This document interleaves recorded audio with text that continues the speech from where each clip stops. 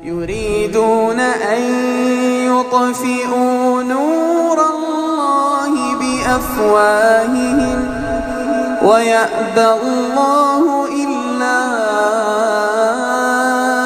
أن يتم نوره ولو كره الكافرون.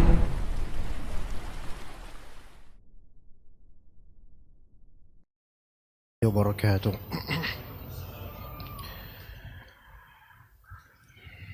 إن الحمد لله نحمده ونستعينه ونستغفره ونعوذ بالله من شرور أنفسنا وسيئات أعمالنا من يهده الله فلا مضل له ومن يضلل فلا هادي له.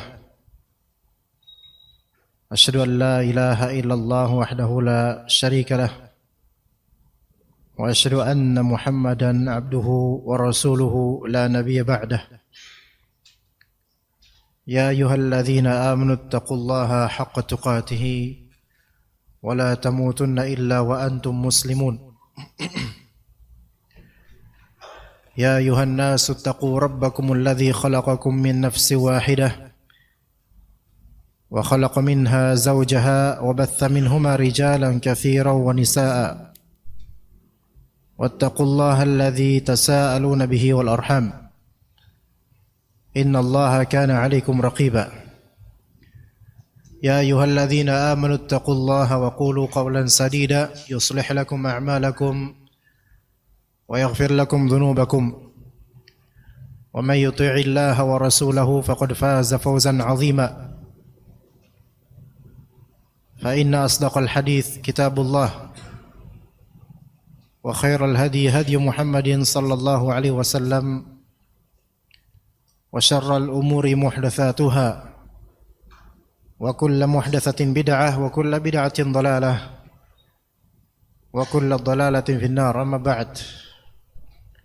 Para ikhwah rahimakumullah, para muslimin, muslimat, tulabul ilm, penuntut ilmu syar'i, atau siapapun di antara kita yang duduk di majelis ilmu dalam rangka menuntut ilmu, mencari ridha Allah Azza wa Jalla,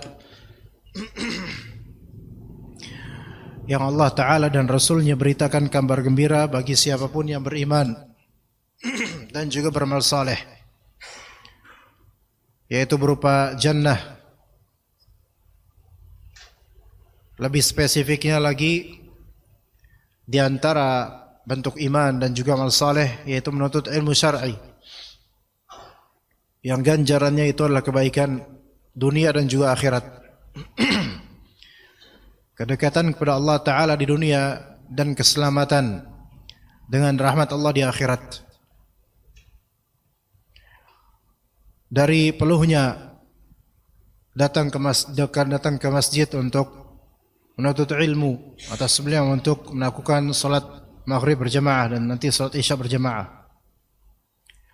Kendatipun mungkin apa yang telah dihadapi di hari ini dari beratnya pekerjaan atau hal-hal lain yang menjadi beban amanah di pundak kita, maka itu tidak menghentikan keinginan dan hasrat kita untuk berkumpul di rumah Allah Azza wa Jalla untuk menuntut ilmu. Maka ini adalah suatu hidayah dan taufik dari Allah Azza wa Jalla yang patut kita syukuri, karena tidak semua insan Allah rezekikan keinginan, kehendak dan semangat seperti ini.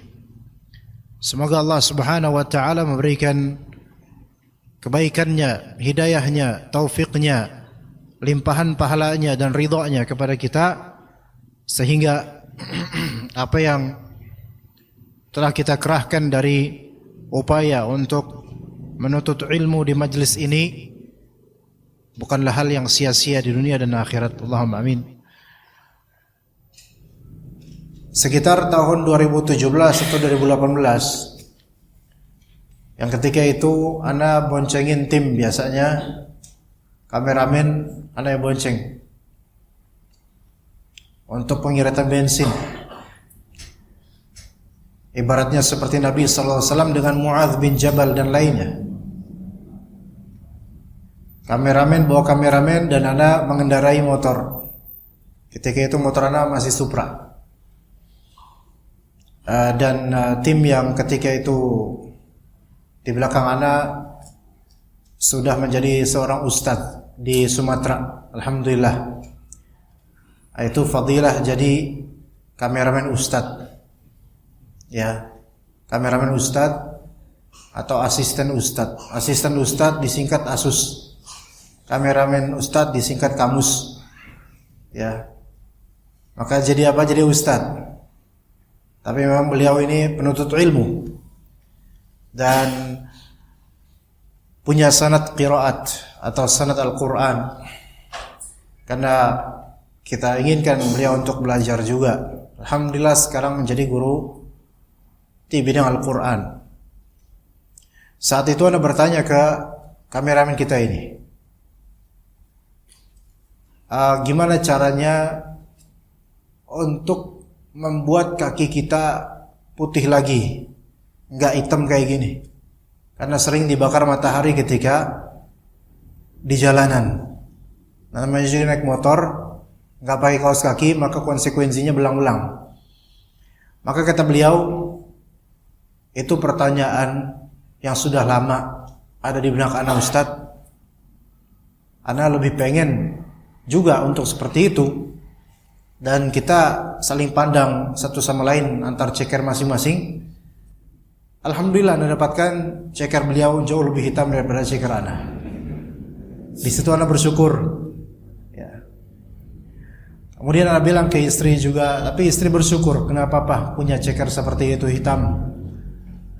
Karena hitamnya ini toh bukan dalam rangka jalan ke tempat maksiat. Kenapa Anda bicara seperti ini?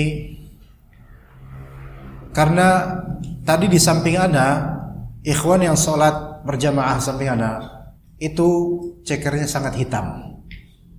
Dan belangnya itu dahsyat sekali. Mohon maaf ya. Anda sampai kalah jauh. Anda masih bersyukur dengan itu. Anda bukan mengejek ya. Tapi Masya Allah, ini mengingatkan Anda juga, Masya Allah, kita sama-sama punya ceker yang belang-belang, tapi antum jauh lebih afdol daripada Anda. Ya. Dan kemudian Anda teringat Abdullah bin Mas'ud radhiyallahu anhu, yang mana ketika beliau ingin mengambil sesuatu di ketinggian atau mengambil sesuatu lah, angin menerpa dan tersingkap hakikat dari khifati saqai, yaitu diqqati saqai. Diqqah itu kecil. Saq di sini artinya betis. Ya, sebagaimana kata Allah azza wa jalla, tafatis saqu bis saq. Betis. Betisnya Abdullah bin Mas'ud kecil sekali. Ya, extraordinary, yaitu luar biasa. Tidak seperti betis keumuman orang Arab atau laki-laki pada umumnya. Melihat itu secara spontan, para sahabat radhiyallahu anhum mereka tertawa melihatnya. Maka Nabi sallallahu alaihi wasallam bersabda, "Mimma tadhakun?" Dari apa kalian ketawa? Kenapa kalian ketawa? Maka kemudian Nabi SAW menegaskan, "Walladzi nafsi biyadihi," demi zat yang jiwaku berada di tangannya. Ya, lahuma athqalul mizan min Uhud. Kedua betisnya Abdullah bin Mas'ud itu lebih berat daripada gunung Uhud. Lebih berat. Athqal lebih berat, yaitu timbangannya, mizannya di akhirat nanti. Ya. Artinya di sini ikhwan, bentuk fisik seseorang, entah itu warna, rupa, size, ukuran, kalau memang itu ciptaan Allah, namun dengannya sahibnya itu pemiliknya taat pada Allah dengannya, ya mungkin kita ketawa karena bedanya bentuknya atau ukurannya atau mungkin warnanya, dan itu mungkin insya Allah tidak berdosa kalau memang itu bukan bermaksud untuk merendahkan atau menghinakan. Tetapi ternyata bukan dari situ Allah Subhanahu wa taala melihat seseorang. Kata Nabi SAW, "Innallaha la yanzuru ila suwarikum wa amwalikum." Sesungguhnya Allah Ta'ala tidak melihat ke surah. Surah itu penampilan kalian, penampilan maksudnya gambaran kalian. Surah itu masuk ke dalamnya bentuk fisik, masuk juga ke dalamnya hay'ah, yaitu appearance, penampilan, penampakan dari baju, seterusnya surah. Wala amwalikum ila suwarikum wala wa amwalikum. Tidak pula Allah Subhanahu wa taala melihat ke harta kalian dari segi nominal atau dari segi jenis. Nominal harta atau jenis harta, itu bukan itu yang Allah Ta'ala jadikan pertimbangan untuk memasukkan ke surga atau neraka. Walakin yanzuru ila qulubikum wa a'malikum. Tetapi Allah Subhanahu wa Ta'ala melihat ke dua hal, qalbu kalian dan juga amalan kalian. Qalbu kalian dan juga amalan kalian. Taib, di sini apa maknanya? Allah Ta'ala melihat ke asyhadu an la ilaha illallah, melihat ke wa asyhadu anna Muhammadan Rasulullah. Kaif? Bagaimana itu bisa qalbu dan amalan kok dikaitkan dengan syahadat? Ya, qalbu kaitannya dengan niat, harus ikhlas lillahi ta'ala, asyhadu an la ilaha illallah. Wa a'malikum, dan amalan itu harus sesuai sunnah Nabi sallallahu alaihi wasallam, asyhadu anna Muhammadan Rasulullah. Maka tidak dilihat dari materi atau penampakan, tidak. Taib, memang dalam Islam kita itu dianjurkan untuk menampakkan yang baik dari segi zahir, pakaian, kebersihan, lisan dan seterusnya. Tapi semua itu kalau yang baik kalau misalnya memang Allah Subhanahu wa taala sudah ciptakan kita seperti ini bentuknya, khalas. Sekarang tinggal qalbu dan juga amal, yaitu niatan la ilaha illallah, ikhlas lillahi ta'ala, dan juga amal as-shawab, yaitu sesuai dengan as-sunnah, sesuai dengan amalan Nabi sallallahu alaihi wasallam. Dan begitulah Abdullah bin Mas'ud radhiyallahu anhu. Ya, beliau bukan seorang yang kaya seperti apa, enggak. Beliau juga mungkin bukan seorang yang tampan atau mungkin punya tubuh yang atletis juga. Tetapi dari segi qalbu Allah lebih tahu tentangnya. Dari segi amalan para sahabat dan Rasulullah sebelumnya lebih tahu tentang Abdullah bin Mas'ud.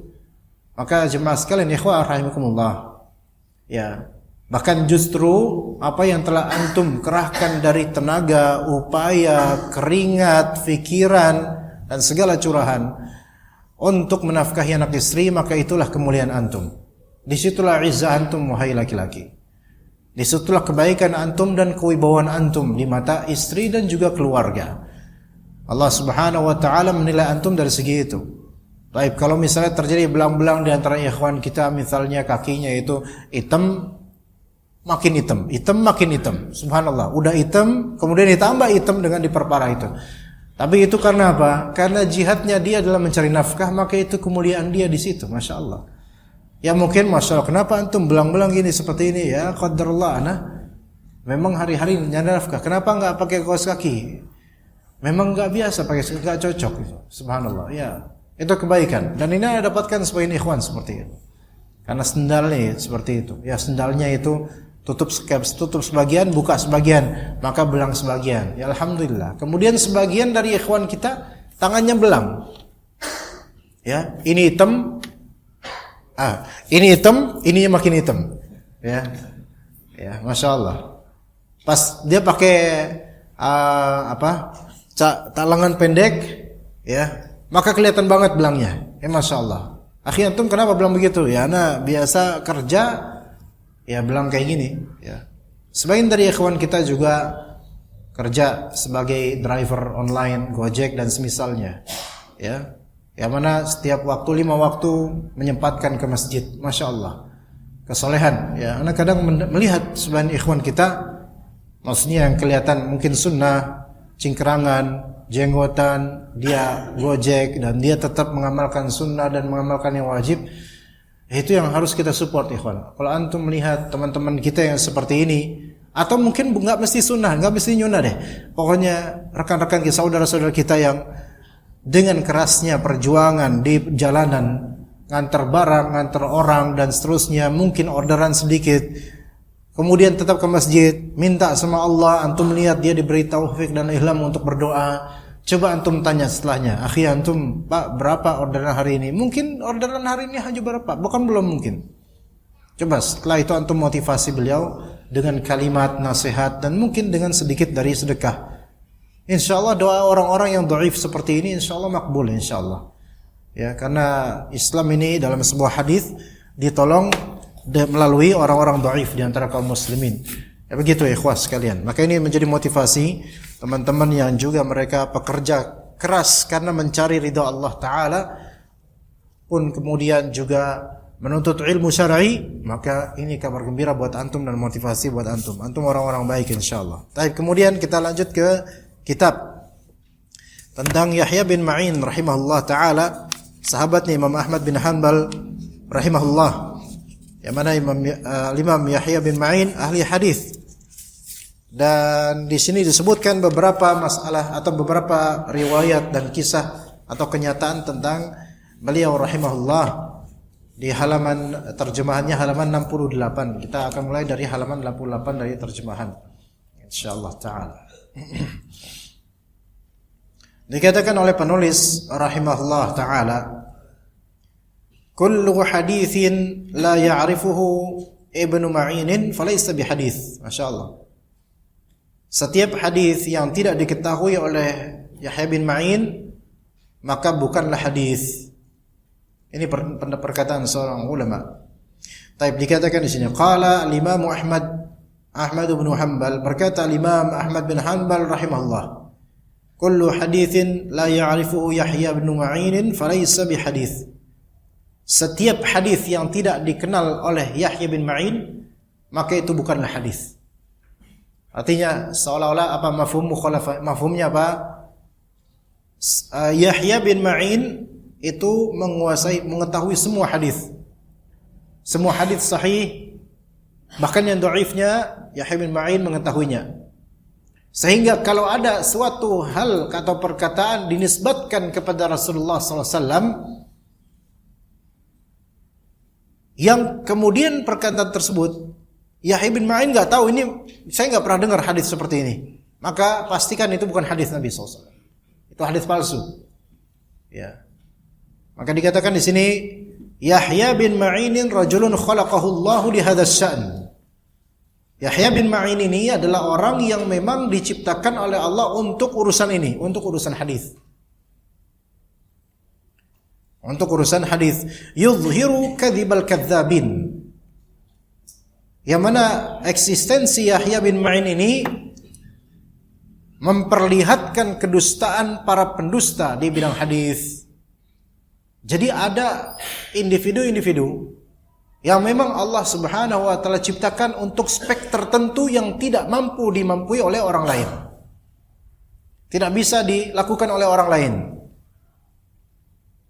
Yahya bin Ma'in beliau kritikus hadis, ahli dalam ilmu rijal, mengetahui biografi para perawi hadis, menguasai hadis-hadis, sampai kalimat yang dinisbatkan kepada Nabi yang belum pernah beliau dengar, maka pastikanlah itu bukan hadis Nabi SAW. Dan para pendusta atau para wadda', yaitu para pemalsu hadis, mereka itu langsung ketahuan oleh Yahya bin Ma'in bahwa mereka adalah pemalsu hadis. Sekiranya Yahya bin Ma'in rahimahullah beliau duduk di khutbah Jumat di banyak masjid di Indonesia, maka pastilah beliau temukan banyak kadzab, banyak para pendusta itu ceramah di atas mimbar, di mimbar, karena menyampaikan hadis-hadis palsu. Terutama berkaitan dengan fadailul a'mal, keutamaan-keutamaan amalan tertentu di bulan tertentu. Itu sekiranya Yahya bin Ma'in itu masih hidup, ketahuan itu siapa-siapa kadzab, dajjal. Dajjal itu maksudnya kadzab, pendusta, tukang bohong, tukang ngarang cerita. Ya, dinisbatkan kepada Nabi, dan betapa banyaknya sekarang. Ya. Maka inilah speknya Yahya bin Ma'in yang tidak digapai oleh Imam Ahmad bin Hanbal rahimahullah dan juga ulama lainnya. Walaupun ada ulama lainnya yang juga memang sangat faham tentang masalah hadis dan kritikus hadis yang bisa membedakan sahih dan dhaifnya, banyak ulama seperti itu. Tapi Yahya bin Ma'in ini legenda yang tidak bisa dilupakan oleh siapapun dari ahli hadis sampai sekarang. Maka ikhwas sekalian, kita bisa belajar dari kenyataan ini bahwa di kehidupan manapun, di kehidupan kita terutama ya, ada orang-orang yang memang menonjol di suatu bidang yang tidak dimampu oleh siapapun selain dia. Memang ada yang belajar di bidang yang sama, namun ketertonjolan itu tidak sama dengan orang ini. Karena Allah Subhanahu wa taala memberikan fadl atau keutamaan sesuai kehendak Allah Azza wa Jalla. Bahkan dalam urusan perdagangan pun kata sebagian pedagang apa? Cara bisa ditiru, rezeki tidak bisa dikopas. Tariqah, metode, cara bisa dikopas, tapi rezeki tidak bisa ditiru atau dikopas. Ya. Hatta dalam urusan ilmu sekalipun, masing-masing ada speknya, dan kelebihan atau kekurangan masing-masing. Antum bisa niru gaya ana, tapi belum tentu orang paham dengan ucapan antum dan gaya antum seperti orang-orang paham dengan ucapan dan gaya seperti ana. Belum tentu. Karena hasil itu taufik dari Allah. Ya. Hasil itu taufik dari Allah, dan ikhtiar memang taufik dari Allah. Tapi ikhtiar seseorang bisa serupa. Adapun rezeki itu nggak bisa disamakan atau diserupakan, beda-beda. Kita kadang-kadang mendengar riwayat para salaf saleh dengan prestasi mereka dalam urusan ilmu, amal, ibadah dan muamalah, dan juga akhlak dan suluk. Tapi tetap kita berusaha seperti mereka, tetap nggak bisa kesampaian. Ya. Dan nggak bisa kesampaian. Maka kita bersikap pertengahan, ikhwan. Tidak meninggalkan riwayat-riwayat salaf, tapi tidak juga memaksa diri harus seperti mereka plek-plek 100%, susah. Mendingan semampunya kita aja udah khalas. Ya, misalnya ada riwayat salaf, dengan saya bertetangga dengan kera dan babi itu lebih aku sukai dibandingkan saya bertetangga dengan ahlul bid'ah. Taib. Tetangga antum bukan ahlul bid'ah, orang Ambon. Mau pindah antum? Nggak bisa. Taib. Kalau antum ngamalkan ini susah. Kemudian teman antum bilang, tetangga antum orang Nasrani ya? Iya. Antum nggak salafi antum? Loh kenapa? Itu ulama salaf aja mengatakan dengan aku bertetangga dengan kera dan babi lebih baik daripada aku bertetangga dengan ahli bid'ah. Itu ahli bid'ah masih muslim. Nah, antum tetangga antum Nasrani. Terus anda harus pindah gitu? Ya harus pindah dong, salafi gitu. Antum biayain nggak? Wah, Afan kalau gitu anda nggak bisa biayain. Nyaranin doang, ngusulin doang, biayain nggak mau. So, kalau misalnya kita memaksakan untuk 100% persis seperti salafis saleh, nggak bisa, beneran nggak bisa. Mereka hafal hadis sampai 1000 hadis. Lantum Arba'in Nawawi. Hadis pertama aja dah. Ngelihatnya aja udah kelepek-kelepek. Ya apalagi apa? 10 hadis nggak bisa. Tapi semampunya ayo kita hafalkan. Semampunya kita meniru pola salafus saleh, tapi kita nggak bisa seluruhnya, nggak bisa, nggak mungkin bahkan. Ya. Artinya jangan terlalu muluk-muluk. Ikuti salaf semampunya, sebagaimana kita taat pada Allah dan Rasulnya, mastata'tum, semampu kalian. Begitu ikhwan. Dalam urusan bisnis pun begitu. Ana pribadi kurang suka dengan orang-orang yang gencar, podcast yang gencar, kemudian dalam waktu sekian bulan sudah mencapai sekian ratus juta penghasilan dan seterusnya. Untuk memancing kita supaya giat berbisnis dan seterusnya. Tapi ya ikhwan, kenyataannya antum kalau mendengar motivasi-motivasi seperti itu, mungkin ada manfaatnya, tetapi juntrungannya adalah jantung antum tuh dunia bukan akhirat. Tujuan antum bukan akhirat berarti. Dunia lama-lama. Ya. Capek.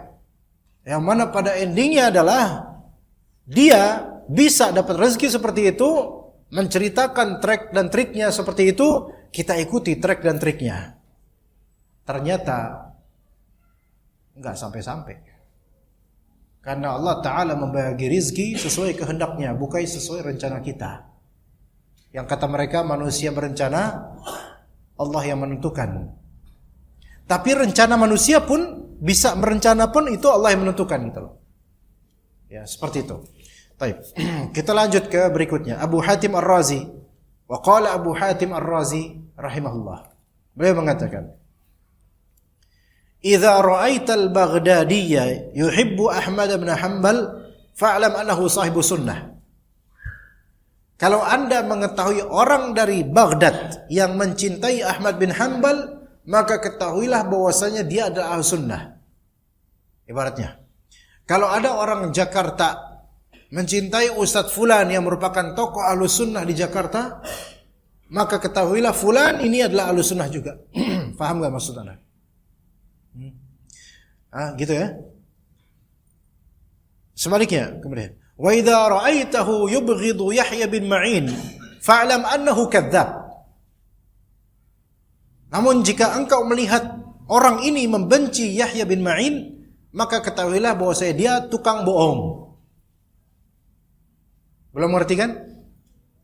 Ayo, siapa yang ngerti ikhwan? Ada yang ngerti gak? Ana ulangi. Ini dua-duanya di Baghdad nih. Imam Ahmad di Baghdad, Yahya bin Ma'in di Baghdad, mereka berdua bersahabat. Sama-sama ahli sunnah, sama-sama hadis, sama-sama tokoh populer. Oke? Tapi Imam Ahmad ini lebih dikenal dalam bidang hadis, tapi lebih dalam bidang sunnahnya. Manhaj, sunnah, akidah itu Imam Ahmad bin Hanbal lebih top dalam masalah itu. Yahya bin Ma'in lebih top dalam masalah hadis. Ya, dan para perawinya. Oke, paham sampai sini? Ini dua orang bersahabat. Taib. Kemudian kata Abu Hatim Ar-Razi, kalau di dia Baghdad ini kan ada dua ulama besar ini. Kalau ada orang Baghdad, ada seorang pria Baghdadi, pria orang Baghdad itu mencintai Ahmad bin Hanbal. Ketahuilah pria ini adalah ahlu sunnah. Tapi kalau dia sekaligus membenci Yahya bin Ma'in, maka walaupun dia ahlu sunnah, dia kadzdzab. Ini menunjukkan seorang ahlu sunnah bisa jadi tukang bohong. Kayak sebagian ikhwan jenggot lebat, ahlu sunnah ngutang gak bayar-bayar. Ini ngutang gak bayar-bayar. Ngutangnya gak di warteg. Kalau ngutang di warteg tuh orang biasa. Ngutangnya sama ustadz, ngutangnya sama panitia, tapi nggak bayar-bayar, kabur, hilang nomornya dan profil picture-nya juga hilang. Kemudian dia assalamualaikum, centangnya satu sampai besok centang satu terus, hilang. Kemudian dicari di get kontak, ternyata tagline-nya jelek semua, penipu, tukang utang dan semua. Wah ini dia. Tapi mungkin nggak ahlu sunnah seperti ini, mungkin ya kawan. Ahlu sunnah itu bukan berarti maksum, nggak pernah bermaksiat, nggak pernah curang. Ya urusan duit itu nggak kenal sunnah atau bid'ah. Sama. Karena duit itu ya duit. Nggak ada duit itu khusus untuk ahlu sunnah, nggak ada. Duit. Begitu. Akhwat sunnah sama akhwat bid'ah. Kalau ada akhwat bid'ah ya, sama minta uang belanja sama suaminya, sama caranya. Enggak ada kembalian enggak dibalikin, sama. Itu enggak kenal sunnah atau enggak kenal bid'ah. Karena duit adalah duit.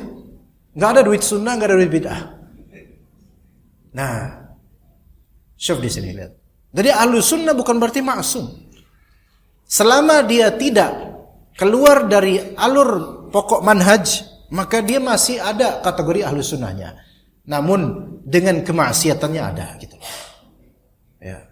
Hanya maksiatnya bukan di pokok manhaj dan dalam usul akidah, dalam akar akidah, bukan. Ya. Gitu ikhwan. Begitu ya. Ana ulangi di sini. Enggak ana ulangi. Antum ada yang bisa ngulangin ya tadi?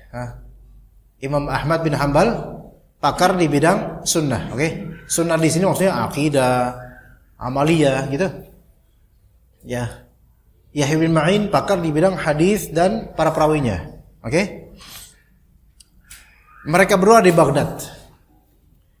Kalau misalnya ada seorang penduduk Baghdad yang mencintai Imam Ahmad, berarti memang dia ahlu sunnah. Tapi kalau sekaligus dia itu membenci Yahya bin Ma'in, berarti dia tukang bohong. Yaitu maksud itu kamu apa? Berarti dia itu suka apa? Suka memalsukan hadis. Ya, suka memalsukan atau suka menisbatkan suatu perkara kepada Rasulullah padahal itu bukan, gitu loh.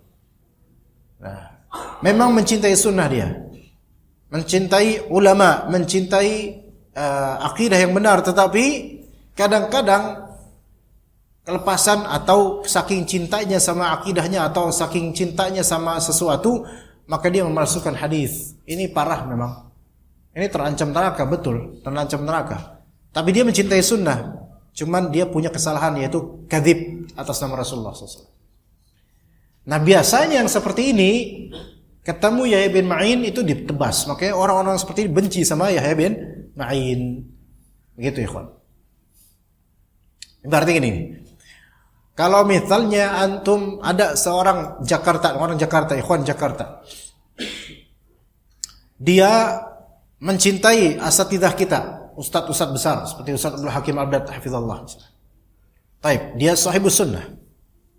Ya, karena mencintai tokoh sunnah yang paling populer dan juga yang memiliki jasa dalam dakwah sunnah di Jakarta ini. Oke, satu sisi itu. Tapi dia membenci misal Ustadz Irwandi, misal. Kenapa? Karena fatwanya riba haram apa? Loh, antum enggak gitu? Anak kerja di bank, akhi, anak enggak mau. Enak aja riba haram-haramin.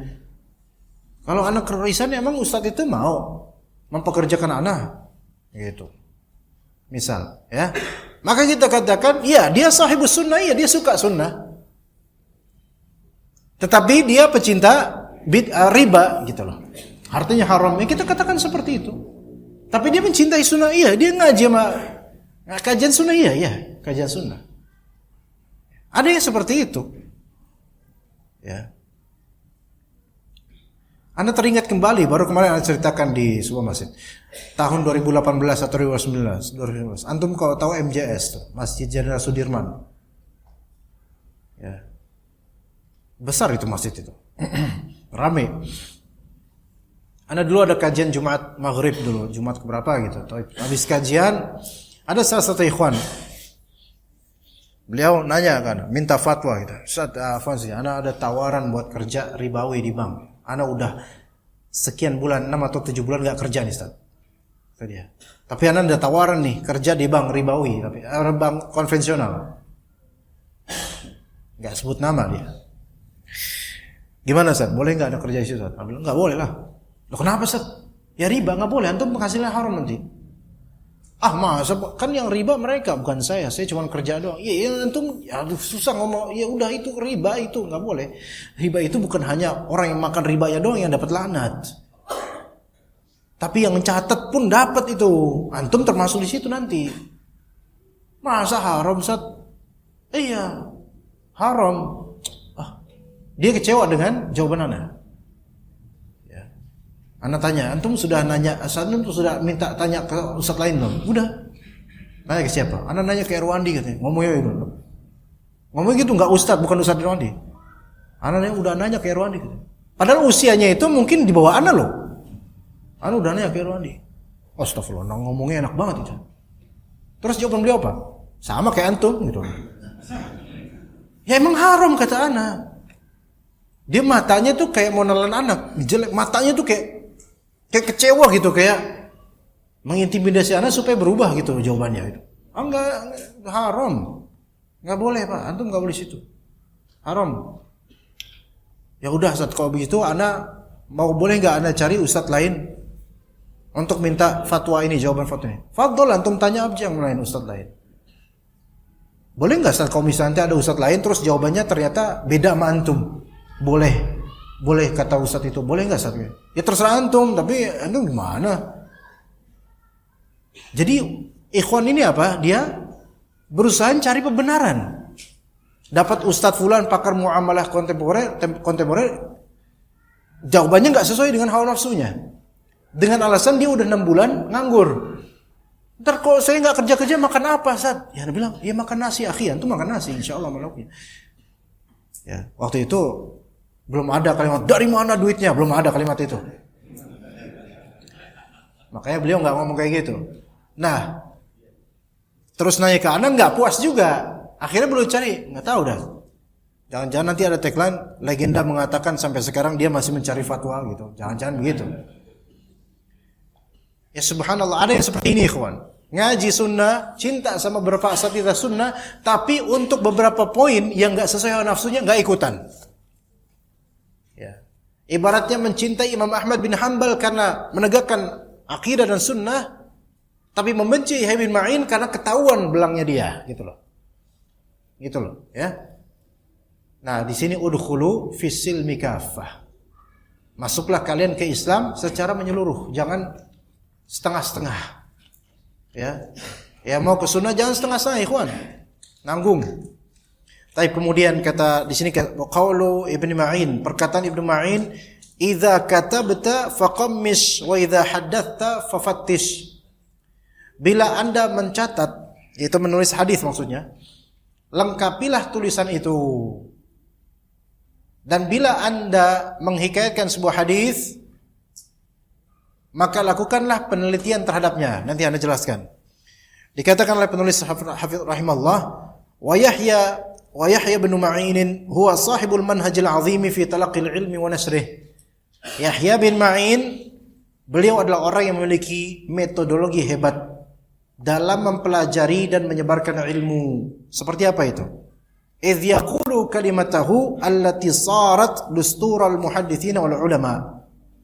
Beliau pernah melontarkan sebuah kalimat atau ungkapan yang menjadi seperti dustur, yaitu undang-undang kaidah yang menjadi undang-undang di kalangan ahli hadis dan para ulama. Jadi kalimat beliau menjadi sandaran undang-undang untuk manhaj menuntut ilmu dan mengajarkan ilmu. Dalam belajar dan mengajarkan ilmu, menyebarkan ilmu. Kalimatnya adalah idza katabta faqammis. Idza katabta faqammis. Isma'na, apa artinya? Jika engkau katabta, jika engkau menulis, lengkapilah tulisan itu. Ai uktub kullama tasma' wajma'hu. Yani tulis semua yang Anda dengar dan kumpulkan. Ijma' di sini, kumpulkanlah tulisan itu. Inilah masalah hadis. Wa idza haddatsta fafattish. Kalau Anda meriwayatkan hadis, maka telitilah dulu. Faedah di sini, ikhwan. Faedah dalam menuntut ilmu dan mengajarkan ilmu. Jangan sampai bicaranya antum itu lebih banyak daripada dengarnya antum. Itu maknanya. Jadi dalam ilmu hadis begini, ikhwan. Ketika seseorang talaqi atau menuntut ilmu riwayat hadis dari seorang alim ahli hadis, seorang alim itu akan menghikayatkan hadis. Haddatsana fulan, dari fulan, Nabi SAW bersabda begini. Ini kan info, data ini.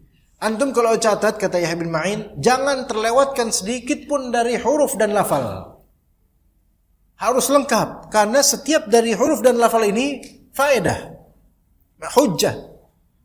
Hatta walaupun haddatsana atau akhbarana atau anba'ana, itu semua punya makna yang berbeda.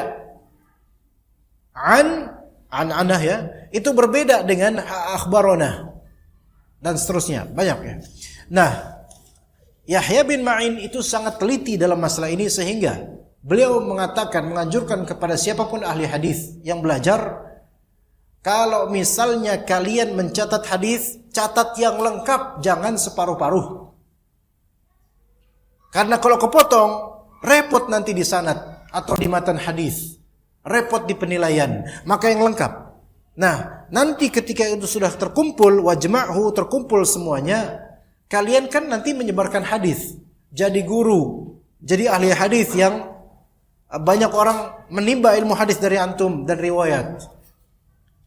Sehingga ketika antum mengajarkan itu, menyebarkan hadis, fafattish, maka periksa dulu riwayat antum itu. Catatan antum periksa dulu. Ada yang kurang enggak? Ini benar enggak? Ini dhaif enggak? Ini rijalnya benar enggak?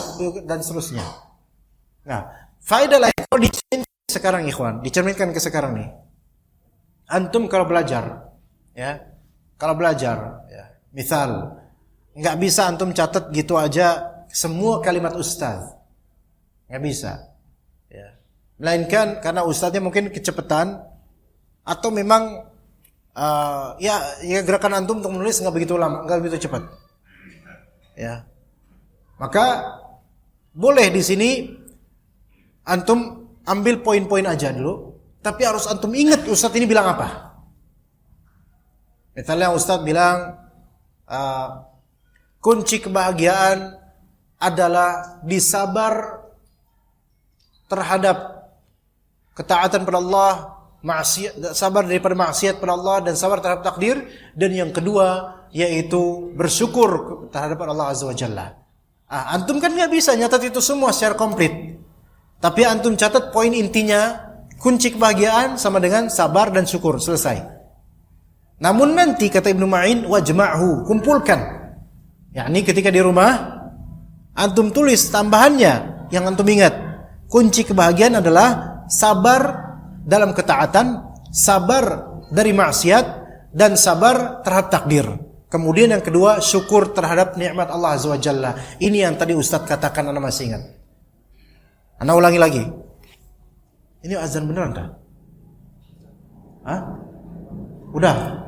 Ya udah, kalau gitu kita udahan. Nanti insyaallah ba'da salat ba'diyah, setelah salat ba'diyah kita lanjutkan insyaallah taala. Sallallahu ala nabiyina Muhammad wa ala alihi washabbihi ajma'in. Baik, bismillahirrahmanirrahim. Alhamdulillah, wassalatu wassalamu ala rasulillah, amma ba'd. Kita kembali ke penjelasan perkataan Yahya bin Ma'in. Idza katabta fakhammish wa idza haddathta fafattish. Jika engkau mencatat ilmu, maka kumpulkan semuanya, lengkapi tulisan itu. Namun jika engkau mentahdits, yaitu menyebarkan ilmu, maka periksa. Ya. Seseorang ketika dia menuntut ilmu atau mencatat faedah dari guru yang dia belajar darinya, maka lengkapi faedah itu. Di rumahnya dilengkapi. Atau dengar ulang rekamannya, kemudian dia lengkapi catatannya. Dan ketika dia ingin mengajar atau menyampaikan, maka periksa lagi apakah catatannya benar, apakah ada kesalahan dalam pencatatan, atau bahkan apakah faedah tersebut sesuai dengan Al-Quran atau As-Sunnah gitu. Maka di sini ada dua hal, takmish dan taftish. Takmish itu ketika mencatat, taftish ketika mau menyampaikan. Ketika mencatat, catat semua. Ya. Ketika menyampaikan, ya tidak semua. Nabi SAW pernah bersabda, kafa bil mar'i kadhiban an yuhadditha kullama sami'. Cukuplah seseorang disebut sebagai tukang bohong, atau cukuplah seseorang disebut pembohong jika dia menghikayatkan segala yang dia dengar. Tidak semua yang kita pelajari itu kemudian berupa kebenaran yang harus kita sampaikan. Kadang-kadang ada hal yang bukan kebenaran, salah. Dan kita tahu itu salah, ilmu tersebut. Ya. Atau itu benar, namun itu tidak untuk disampaikan karena konteks yang mungkin tidak mendukung, atau karena orang yang kita ajak bicara itu tidak akan faham. Ya. Sekarang kalau kita dakwah ke orang desa, kemudian kita jabarkan hukum tentang cashback, dan dia petani yang biasa bajak sawah. Kita jabarkan tata cara cashback, hukumnya dan khilafiyah tentangnya. Dan kita sampaikan itu benar sesuai dalil hujah pendapat ulama. Tapi kira-kira berhak nggak disampaikan? Enggak. Artinya tidak semua ilmu itu disampaikan gitu ke semua pihak, belum tentu, enggak semuanya.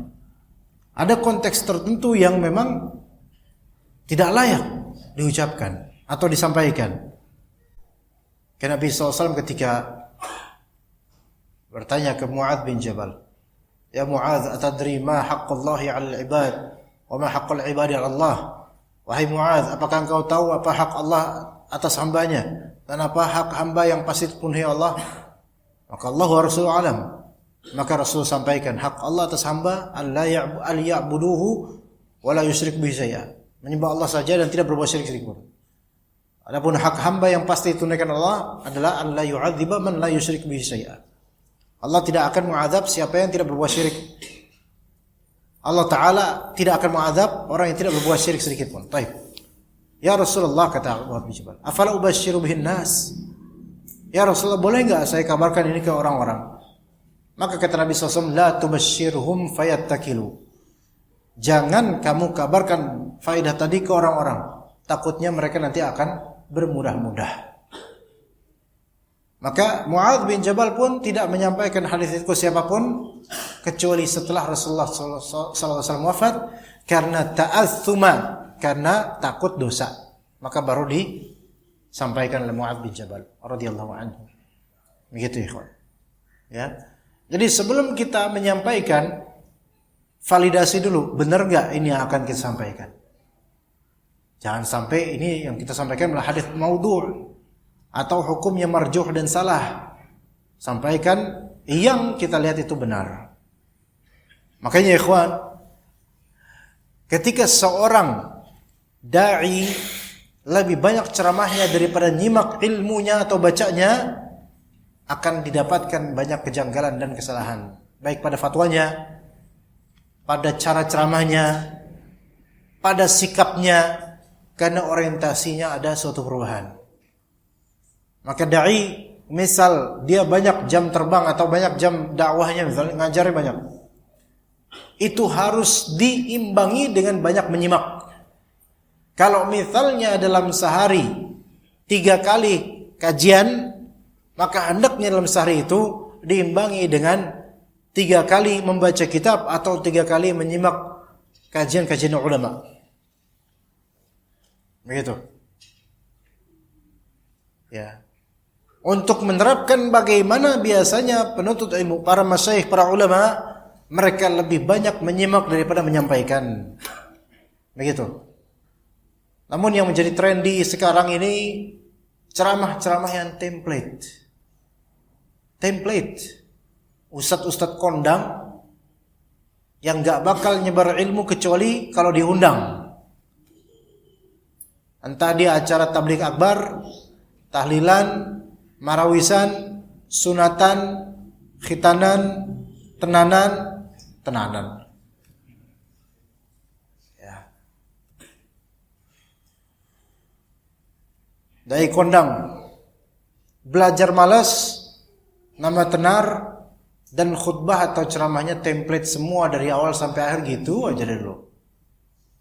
Bahkan yang ajaibnya, sebagian dari penceramah khutbah ini yang merupakan tanda-tanda makin jeleknya zaman, keadaannya, makin sedikitnya ulama dan makin banyaknya khutbah, tukang ceramah. Lebih doyan mencari resource atau sumber jokes.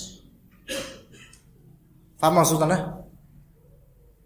Ada penceramah yang lebih haus untuk mereguk khazanah lelucon dan lelucuan, tebak-tebakan, atau yang update dari yang sedang viral, dibandingkan dengan mereguk fawaid ilmiah dari kitab-kitab ulama. Ya. Jadi lebih suka dai ini untuk mencermati reels video atau jokes yang sedang hangat, yang sedang viral, dan hafal sumbernya. Yang itu, jokes-jokes itu, lelucon-lelucon itu yang bisa dipresentasikan di ceramah-ceramahnya. agar jemaah tidak tidur. Ini muncul tukang khutbah seperti penceramah seperti ini. Ini la yanfa' bal yadur. Enggak ada manfaatnya, bahkan bisa memadaratkan dakwah.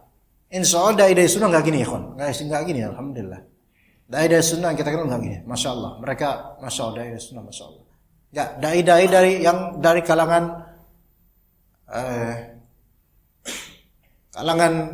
ya itulah ya. Nah, maka ini tidak sesuai dengan bagaimana khitah para ulama dalam trek menuntut ilmu dan dakwah mereka. Dan boleh menjadi keharaman atas antum untuk bermajlis atau duduk menuntut ilmu dari yang seperti ini. Karena majlis ilmu yang khazanahnya adalah khazanah lelucon saja atau lebih menonjol di situ, maka ini berarti penghinaan dan perendahan terhadap ilmu syar'i. Hatta di masjid, apalagi kalau di masjid jika misal jika ada dai sunnah yang dikenal lucunya, antum tinggalkan, khalas. Hatta jenggotnya 4 kali lipat antum dan cingkrangnya masya Allah, memang dakwah tauhid, tapi lebih dominan jokesnya, leluconnya, asal antum tinggalkan. Antum cari dai-dai yang membuat antum semangat belajar, menuntut ilmu, membuat antum semangat beramal, membuat antum ingat akhirat. Itu yang dicari. Ya, bukan dunianya, bukan jokesnya. Bahkan enggak boleh antum datang ke majelis yang hingar-bingar jokesnya lebih banyak dibandingkan dengan fawaid ilmiahnya atau contoh teladannya. Karena itu memadaratkan qalbu. Karena kathratud dha'ik tumitul qalb. Banyaknya ketawa bisa mematikan qalbu. Ya begitu. Baik. Kemudian dihikayatkan di sini kathratul kutubil lati khallafaha Ibnu Ma'in. Jumlah kitab yang telah diwariskan oleh Ibnu Ma'in setelah wafatnya. Qala Salihun bin Ahmad Al-Hafiz. Ya, Salih bin Ahmad menceritakan bahwa sami'tu Aba Abdullah bin Muhammad bin Abdullah qal sami'tu abi yaqul, aku pernah mendengar ayahku berkata, khallafa Yahya ibnu Ma'in minal kutubi mi'ata qimatr ya, mi'ata qimtar atau qimatr. Di sini ditulisnya qimtar, yang sahih qimatr.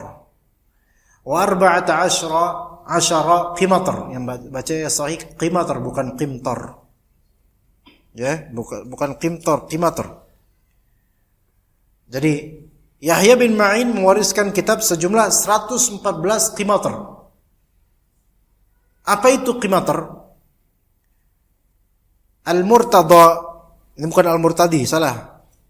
Ya, Al-Murtada Az-Zabidi namanya. Al-Murtada Az-Zabidi, ya.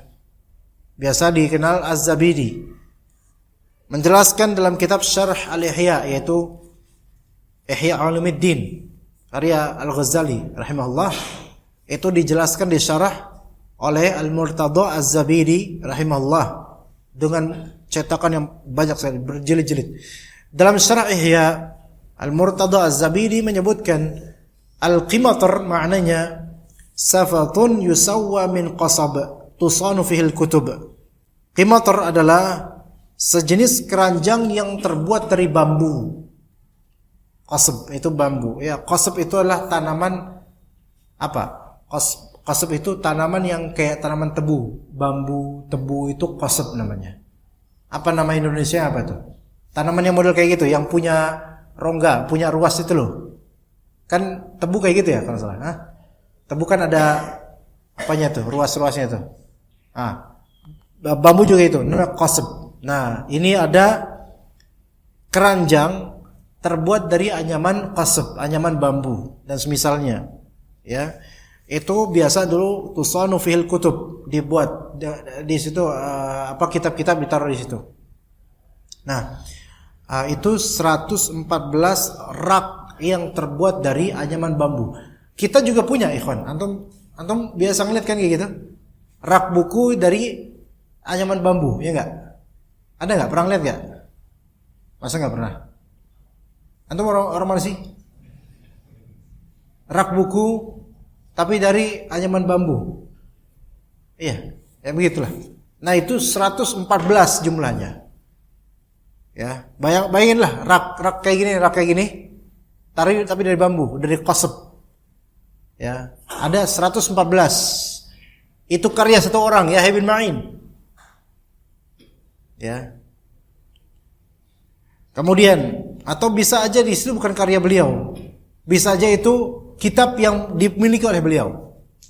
Baik itu tulisan beliau dari awal menuntut ilmu hadis atau digabung dengan tulisan ulama lainnya. Ya. Tapi tentu percetakan zaman itu belum ada. Percetakan zaman itu belum ada, enggak ada cetakan, enggak ada. Listrik enggak ada. Saat itu yang ada adalah nusakh namanya. Nusakh itu tukang buku. Pedagang buku. Kalau pedagang buku sekarang imma dia dagang tok gitu loh ya, dari distributor atau supplier buku dia dagang jualin, atau dia distributor buku. Yang semua itu ya tinggal jualin aja. Tapi dulu namanya nusakh itu adalah penulis ulang transkrip buku. Itu penjual buku zaman dulu kayak gitu ya, kawan. Dia punya kedai toko buku dan setiap hari dia tuh nulis kopas. Jadi kopasnya kayak gitu, nulis. Kalau buku tersebut misal 1000 halaman, ada yang request, "Bang, pesan buku fulan karya fulan," gitu. Oh, itu 1000 halaman. Iya, pesan. Berapa biaya? Itu dulu kayak gitu. Maka dikerjakan oleh dia 1000 halaman. Ditulis pakai tinta, di kertas atau di kulit, ditulis sampai 1000 halaman. Dulu nggak ada telepon. Ya. Sehingga janjian kapan kira-kira jadinya gitu. Nanti jadinya munculnya bulan purnama ke-7 misalnya. Nah, itu kalau itu zaman Guru Sableng kalau itu, ya. Enggak, dulu enggak pakai purnama. Dia kapan tenggatnya? Dulu seperti itu, nusakh namanya. Nusakh dari kata nasakh. Nasakh itu kopas. Itu dikopas bukunya, ditulis ulang. Dulu kayak gitu, ikhwan. Makanya Yahya bin Ma'in punya rak seperti itu, hasil tulis tangan semua. Entah dari pedagang buku atau dari beliau sendiri, atau memang itu catatan beliau, ilmu beliau. Subhanallah. Zaman itu. Bahkan di zaman Syekh Muhammad Nasiruddin Albani rahimahullah, belum sampai 100 tahun lalu. Syekh Albani rahimahullah, beliau kalau enggak punya kitab, enggak punya buku karya fulan, Syekh fulan, karya Imam fulan belum punya, beliau cari. Kalau ternyata temannya beliau ada yang punya, maka beliau pinjam, kemudian beliau tulis ulang buku itu. Beda dengan kita, ikhwan. Fotokopi bisa tapi enggak. Beli buku murah tapi enggak beli buku. Bawa buku enggak. Kayak antum ini. Oknum-oknum habis kolam. Enggak pernah bawa buku, enggak mau punya buku. Ya kayak antum ini. Akuin aja karena kelihatan kok dia anak. Ya. Nah, subhanallah, zaman-zaman itu, ikhwan, zaman-zaman sulit. Ya. Tapi Yahya bin Ma'in punya 114 rak buku terbuat dari bambu. Kemudian wa arba'ata hibabin syarabiyatin mamlu'atan kutuba. Plus 4 kantong besar dan syarabiyah. Nah, ini 4 kantong besar syarabiyah. Ya. Apa itu? Kantong besar sekali. Kata syarabiyah yaitu diambil dari kata syarab yang berarti kaos kaki di sini. Ya, mansuba ila syarab yaitu kaos kaki. Apa maksudnya? Jadi 4 kantong besar dan syarabiyah. Ya. Di sini arba'ata hibabin syarabiyatin mamlu'atan kutuba. Hibab yaitu jarrah kabirah dhakhmah, yaitu wadah yang sangat besar yang wa kanu yad'una kutubahum fi tilkal jiraril kabirah. Orang-orang tuh naruh buku di kantong besar itu. Ya. Yang mana kantong besar itu menyerupai kaos kaki bentuknya dan mungkin bahannya seperti bahan syarab ketika itu. bahan kaos kaki, tapi isinya buku, gitu loh. Ya, tapi gede. Nah, kayak gini loh. Mungkin bahasa sekarang tuh kayak handbag ini apa namanya? Handbag ya? Apa? Celemek. Kok celemek sih? Kayak gitulah. Nah, itu gitu. Ya, handbag yang biasa dijual Indomaret 4.000 itu loh. Itu seperti syarab. Jadi syarab itu adalah kaos kaki zaman dulu. Enggak kaos, bukan kaos. Kaos itu sekarang kan, kalau kaos sekarang kaos kaki itu kaos ya. Dulu itu syarab. Sepatu atau kaos kaki, tapi dia itu bisa menyerap air gitu loh. Makanya syariba yashrabu itu minum. Ya, bahan yang bisa kena air keminum dengan bahan itu gitu loh. Masuk menyerap di dalam itu, makanya syarab namanya. Makanya sebut di sini yaitu 4 kantong besar syarabiyah. Ini enggak usah pakai dan, salah, enggak ada dan di sini. 4 kantong besar yang terbuat dari bahan semisal itu. Bukan kulit, bukan kaos juga, tapi yang dulu kalau kawan pakai kaos kaki, ya model kayak gitu. Ya model pakai bahan itu. Yang kalau kena air itu bisa keserap itu airnya. Ya, dan itu besar. Jadi kayak gini modelnya. Besar. Itu usia kitab-kitabnya beliau. Nah, tapi kalau antum pikir, kok kitab berarti berat banget itu. Jangan samakan kitab dulu sama sekarang, ikhwan. Sekarang itu ada soft cover, ada hard cover. Enggak. Kalau hard cover ya lebih berat jelas. Kalau dulu enggak ada soft hard, enggak ada kayak gitu-gituan. Pernah enggak antum misalnya melihat kitab kuning? Saking kuningnya jadi coklat. Pernah lihat enggak? Kitab yang bisa pesantren-pesantren loh. Yang lembarannya itu kadang nyambung. Kadang enggak model kayak ini, enggak, bukan ini kan cetak. Enggak ini kitab kuning yang dia lembarannya itu kayak satu lahan kertas gini, itu bisa 4 halaman. Ya itu banyak itu kertas-kertasnya. Itu biasa dulu pesantren-pesantren tradisional. Covernya itu dari kertas juga, tapi lebih tebal dikit aja. Itu ringan banget. Dulu santri-santri di zaman dulu zaman 90 80, sekarang udah jarang sekarang. Itu dulu ngaji pakai itu. Ya. Kalau misalnya itu buku kecil itu buku kitab tersebut jatuh, itu langsung berceceran itu. Nah, dulu seperti itu atau lebih parah daripada itu gitu loh. Ringan bukunya. Paham ya maksudnya? Nah, ini ada 4 wadah syarabiyah besar. Kalau misalnya pakai hardcover ini, itu nggak bakal keangkat, Pak, berat banget lah. Karena antum pakai kardus aja cuman segini doang aja, nggak bisa ngangkat 4 orang. Karena buku-buku tebel atau buku-buku hardcover, beratnya di hardcover buku itu. Nah ini buku-buku yang kertasnya ringan, kemudian dia ceceran mainnya dan bukan mainnya cetak atau tempelan gini, bukan. Sehingga sangat ringan. Tahu begitu berarti kan isinya tulisan semua. Dan berarti ini kalau seandainya satu wadah besar ini dimodernkan sekarang dengan pengetikan tulisan gede seperti ini, itu bisa 3 kali lipat gitu maksudnya. Nah.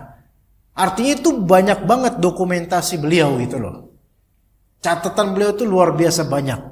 Sampai 114 rak buku dan tambahan lagi 4 kantong besar yang terbuat dari semacam kulit dan semisalnya. Nah, di sini yang kemudian para ulama berbeda pendapat juga. Apakah merupakan suatu kebaikan bagi penuntut ilmu untuk mengoleksi kitab? Para ulama beda pendapat. Ada yang berpendapat bahwasanya hendaknya seorang penuntut ilmu tidak mengoleksi banyak-banyak kitab dan qanaah dengan kitab yang ada selama itu kitab induk dan yang dibutuhkan saja, sehingga tidak menambah-nambah kitab lainnya. Itu pendapat pertama.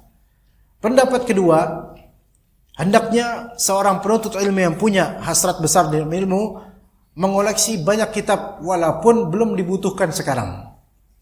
Itu pendapat kedua. Ya, mana yang lebih sahih? Yang lebih sahih adalah pendapat yang disesuaikan dengan minat, tinjauan masa depan, dan kantong. Atau kantong maksudnya apa? Dompet. Kalau nggak punya duit ya udah zuhud, ya gitu. Qanaah aja. Adapun teman-teman yang hadir di kajian ini memilih pendapat yang mana? Nggak ada. Dibilang koleksi yang sedikit aja, nggak usah banyak-banyak. Lah emang nggak punya. Dibilang nggak apa-apa koleksi banyak, yang penting kita nggak bakal antum kayak gitu. Kalau antum gimana? Antum nggak pakai pendapat semuanya, antum pendapat antum sendirilah, ya.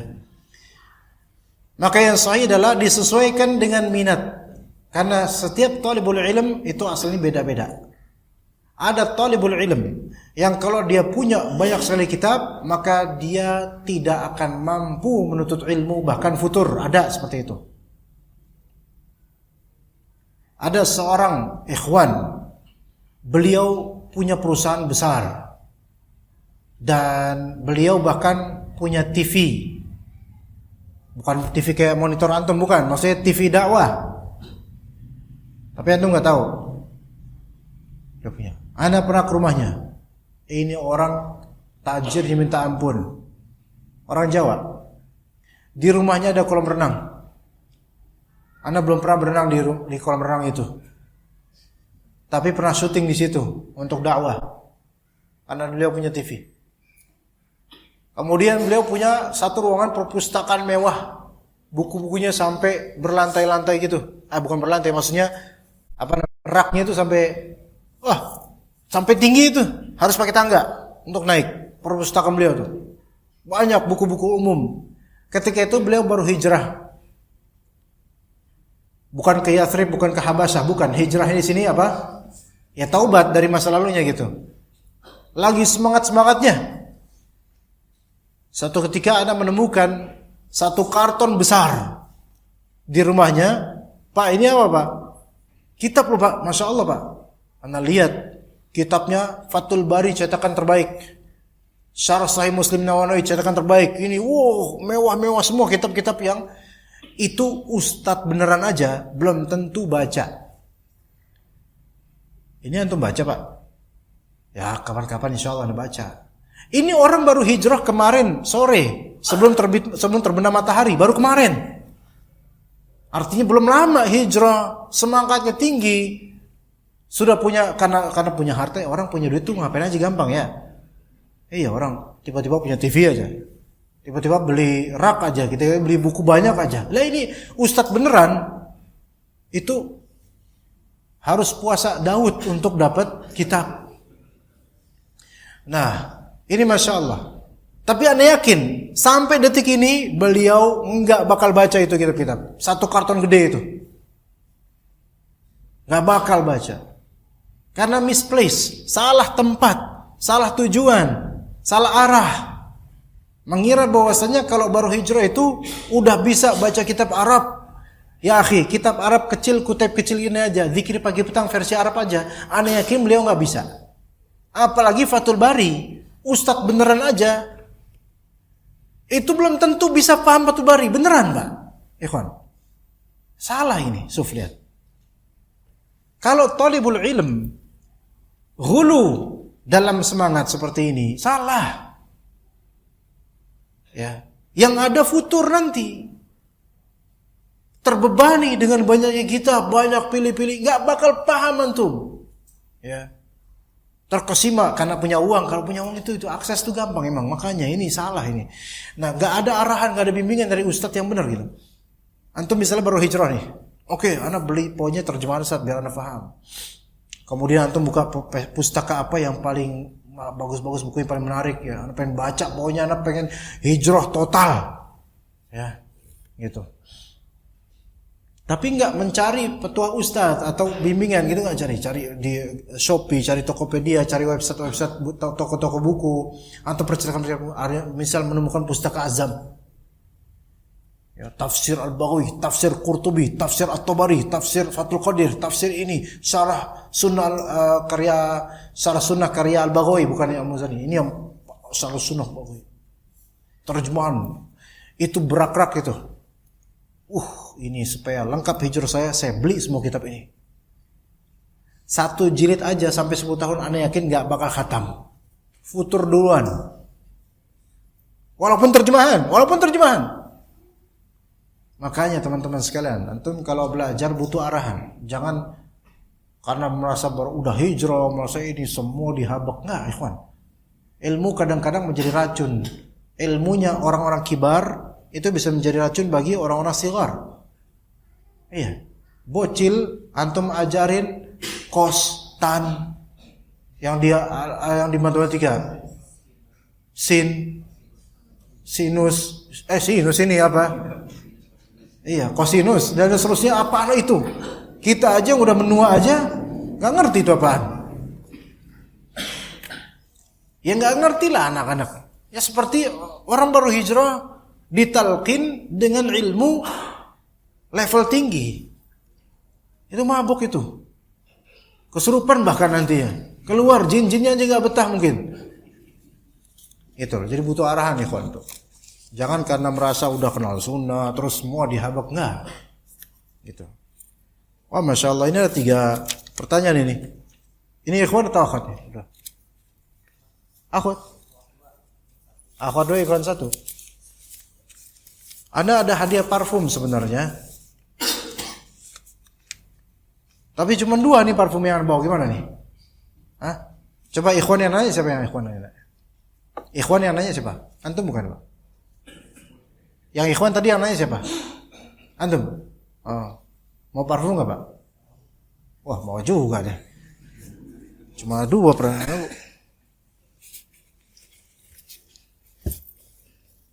Anda cuma bawa 2 doang, Pak, botolnya, Pak. Tapi Anda bawa botol. Ada botol kosong enggak, Pak, antum, Pak? Hah? Atau gelas aqua, ada gelas aqua, Pak? Hah?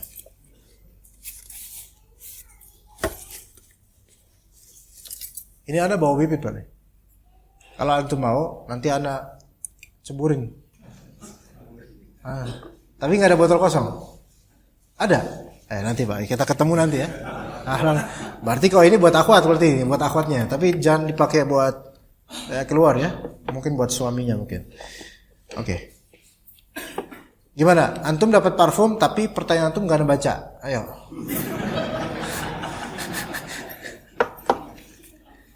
Di jam 8, subhanallah. Bismillah Ustadz, izin tanya di luar judul. Mohon nasihat dan pencerahannya dalam menyikapi suami yang kalau marah selalu kasar dan main tangan. Berdosakah saya jika pergi di rumah meninggalkan suami? Main tangannya sampai seberapa? Permasalahan KDRT di sini, ikhwan.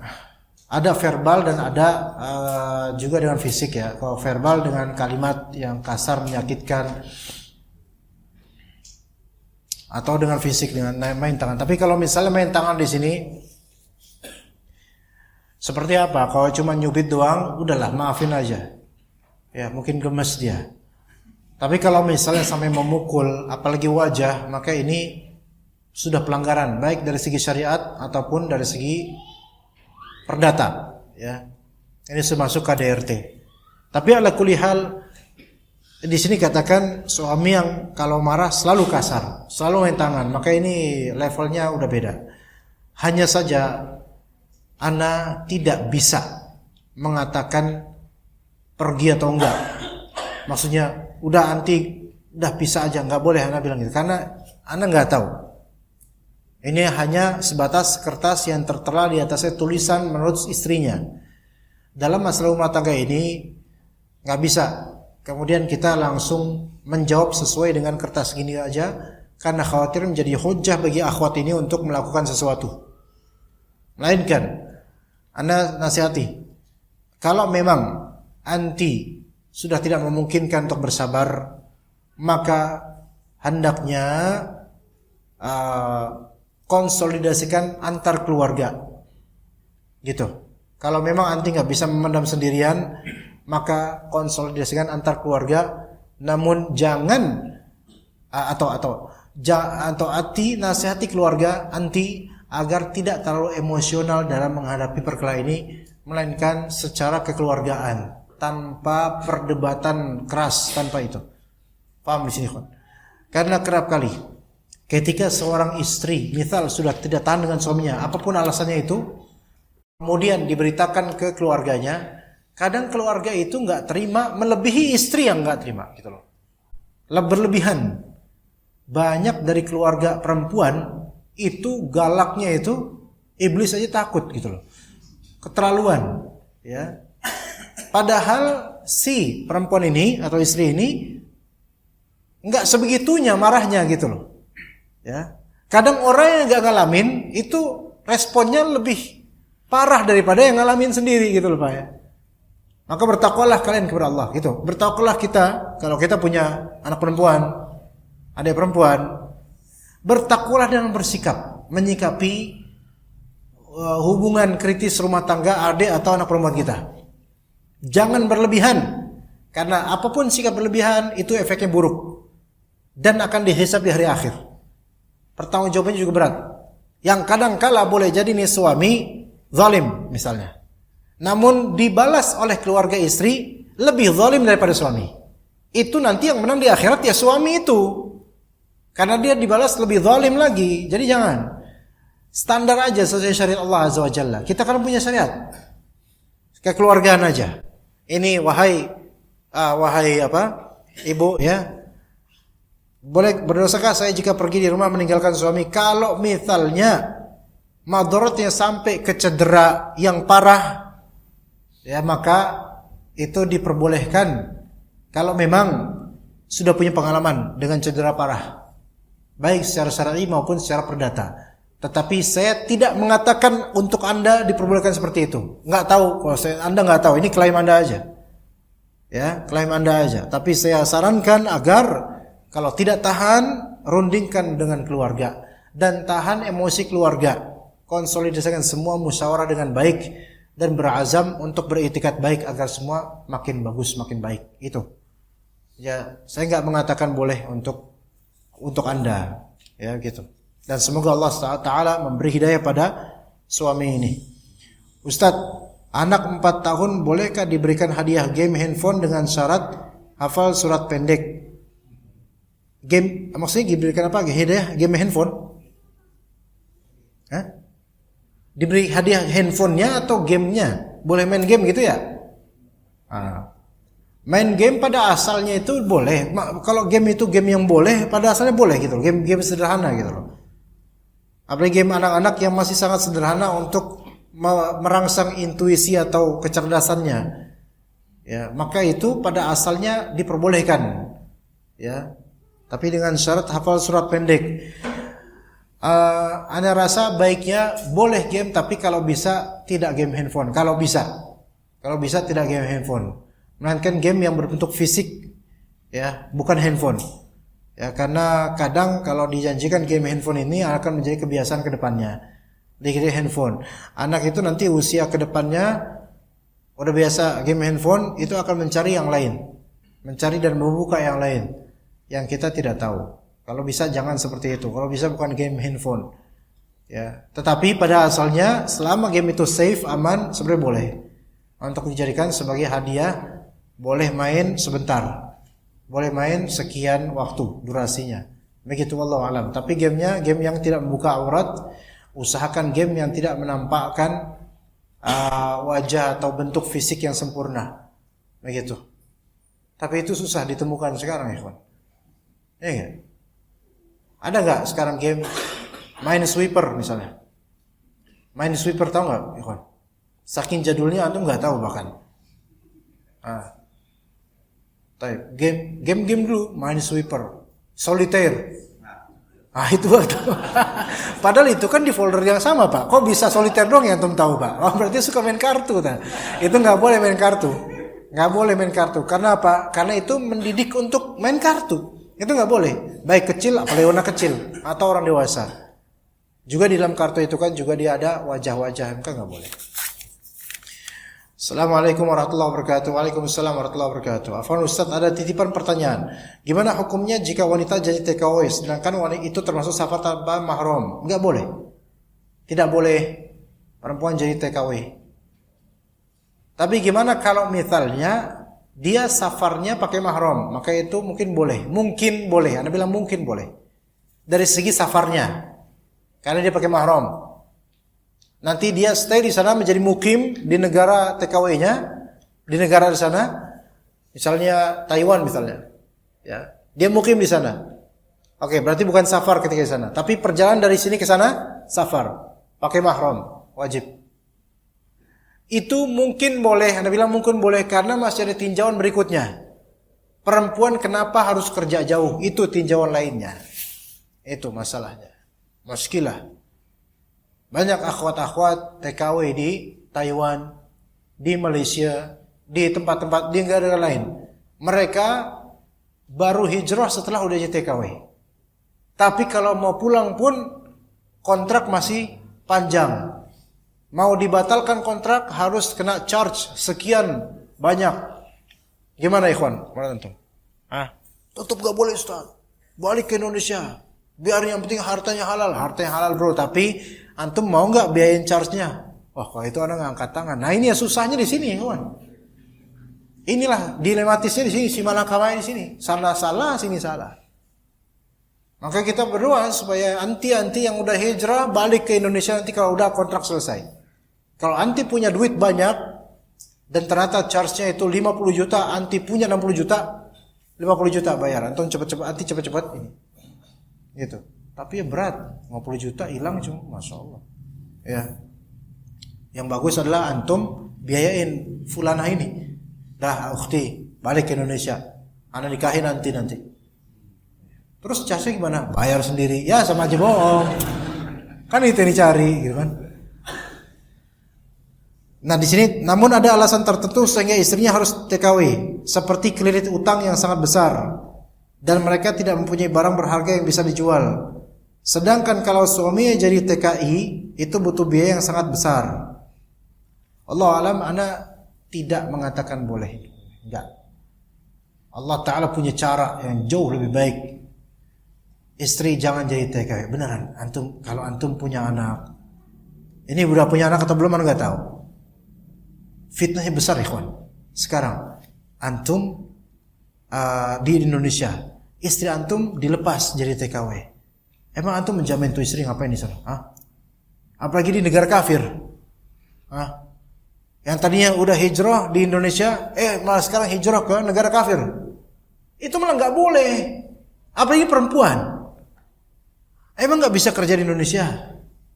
Dagang apa kek? Cilok, cimol, cireng, cirung, apa kek itu? Bisa insya Allah, beneran bisa, yakin. Ya, insya Allah, yakin sama Allah. Itu istri kalau ditanam di sana, antum di sini, itu gimana? Anda nggak kebayang nanti gimana hubungan biologisnya. Coba gimana caranya? Online, virtual gitu. Menggap-menggap nanti antum bingung.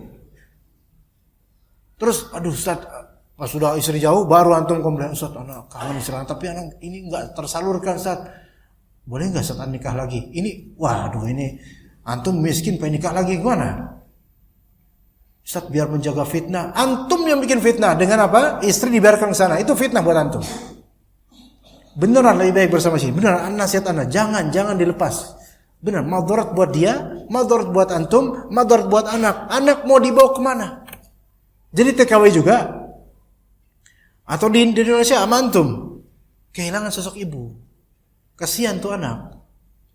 Antum mungkin dapat dana dari ke-TKW-an istri, tapi anak nggak dapat kehadiran sosok ibu secara langsung. Banyak kerugian, teman-teman. Banyak kerugian. Maka sarankan adalah apa? Sabar. Cari dari Allah Azza wa Jalla. Cari, ada doa-doa yang terhutang, ada doa-doanya. Doa zikir pagi petang juga jangan lupa. Banyakin koneksi, tanya ke ikhwan-ikhwan, cari pekerjaan dari ikhwan. Atau mungkin setelah ini juga tanya tuh ke teman-teman di sini. Afwan akhi, tadi yang nanya itu anak gitu misalnya. Siapa tahu dengan ini tergugah, oh anti yang nanya, antum yang nanya, ya udah ada nggak kerjaan misalnya. Siapa tahu ada jalan. Ya beneran. Siapa yang bertakwa may yatawakkal 'ala Allah fa huwa hasbuh. Siapa yang bertawakal sama Allah, Allah itu cukup buat dia. Allah akan mencukupi dia, yakin deh.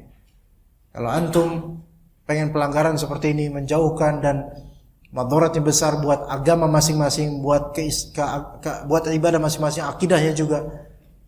Ruginya nanti, nyeselnya nanti suatu saat. Beneran, jangan. Ya. Allah yang akan menolong antum, antum berdua, ya. Allah itu sudah menjamin rezeki antum berdua sejak kita masih janin. Maka Allah itu cukup buat semuanya insyaallah. Ya. Nah, tapi pas lagi sesi berdoa minta sama Allah, mungkin saja misal antum lagi minta sama Allah, minta sama istikharah, minta sama Allah. Enggak ada istikharah buat TKW. Karena tidak ada istikharah untuk kemunkaran. Istikharah untuk perkara yang ma'ruf. Dan ini men-TKW-kan istri keluar negeri, ini kemunkaran. Jangan. Adapun teman-teman yang sudah terlanjur jadi TKW di sana, ya, mereka terbiasa safar bolak-balik ke Indonesia, terlanjur di sana, itu mereka baru hijrah pas sudah di sana. Jadi harap maklum.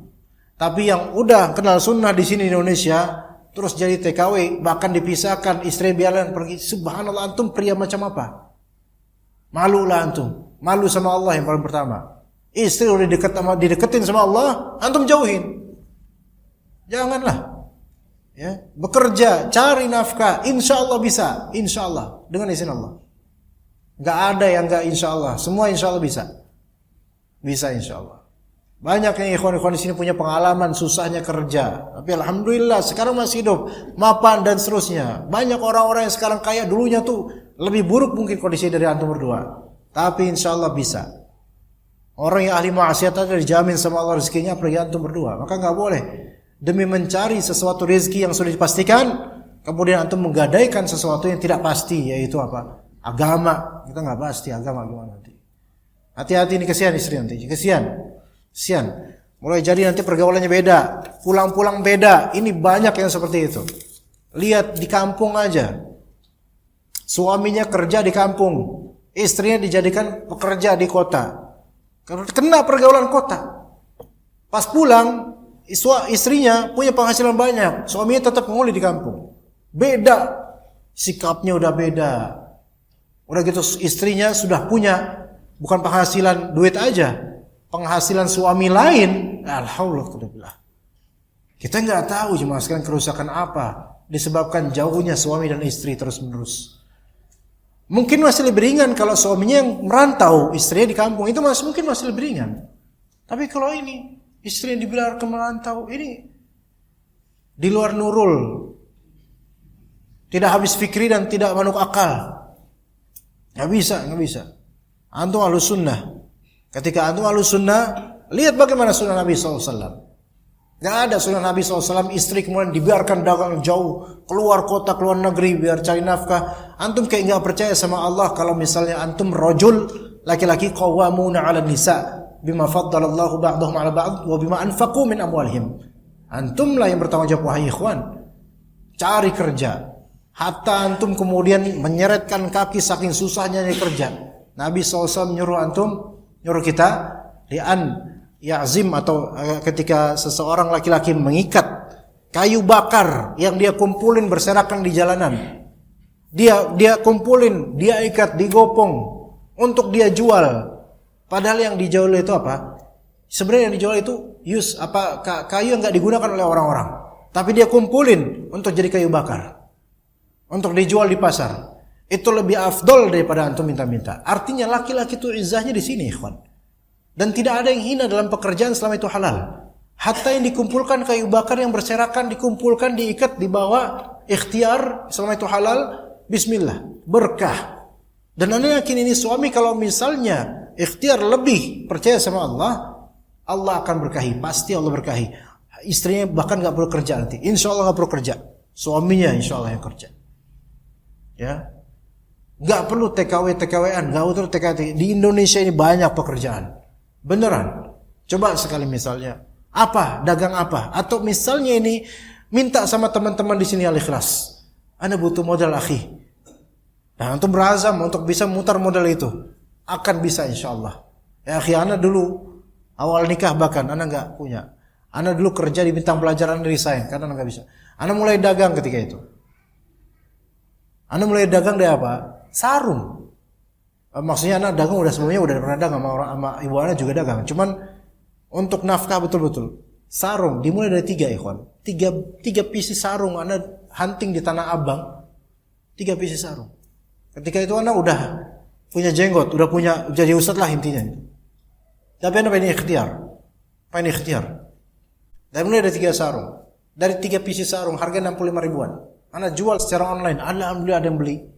Mulai berkembang ikhwan. Sekarang udah punya gudang sekarang alhamdulillah. Merebak apa maksudnya cabang-cabang jualan anak banyak sekarang alhamdulillah. Dimulai dari 3 pieces sarung. Dari kecil-kecil dulu. Anak dulu yang walaupun misalnya dakwah kemana-mana, anak dulu pakai motor ke Tanah Abang, bawa dus-dus sarung itu anak sendiri yang belanja. Sampai kadang ikatannya kurang kuat, kemudian hampir jatuh jalan, anak sendiri yang ikutin. Itu anak dulu. Artinya ikhwan, antum talibul ilm, nggak sampai level derajat ustadz, gengsi juga nggak ada, nggak perlu gengsi. Antum biarin hitam kulit antum, di situ izzah antum insyaallah. Kerja, cari nafkah, jangan minta-minta sama orang. Tunjukin ke istri antum dan keluarganya bahwa antum bisa, walaupun tanpa TKW, tanpa TKI keluar, enggak, antum bisa di sini. Karena azam antum untuk mendidik istri, mendidik anak, dekat sama mereka, insyaallah harta dapat, rezeki dapat, pendidikan buat istri anak dapat. Jangan tinggalin jauh-jauh, kesian mereka. Amanat itu, amanat. Sebagai mencari nafkah amanat, didik istri anak amanat juga. Jangan jauh-jauh dari mereka. Ya begitu ikhwan, apalagi istri jauhin nauzubillah, jangan. Kesian ya. Afwan ini anak agak tegas dalam masalah ini karena fenomena banyak terjadi ikhwan ya. Kesian rumah tangga orang ya. Begitu aja, barakallahu fikum. Ya mudah-mudahan Allah beri taufik dan kemudahan buat beliau ini dan istrinya. Insyaallah jalan keluar ada daripada Allah Azza wa Jalla ikhwan. Ya ini nanti tolong kasihin ke yang akhwat yang bertanya 2 ini ya. Ya parfum ini buat mereka. Ini ada parfum officer, artinya kantoran, orang kantor ya. Ini kasih ke yang nanya tadi ya tentang pekerjaan. Insyaallah mudah-mudahan Allah mudahkan. Adapun Bapak nanti saya siram pakai parfum. Ya tayyib, sallallahu ala nabiyina Muhammad wa ala alihi wa sahbihi ajma'in. Subhanakallahumma bihamdika asyhadu an la ilaha illa anta astaghfiruka wa atubu ilaik. Assalamualaikum warahmatullahi wabarakatuh.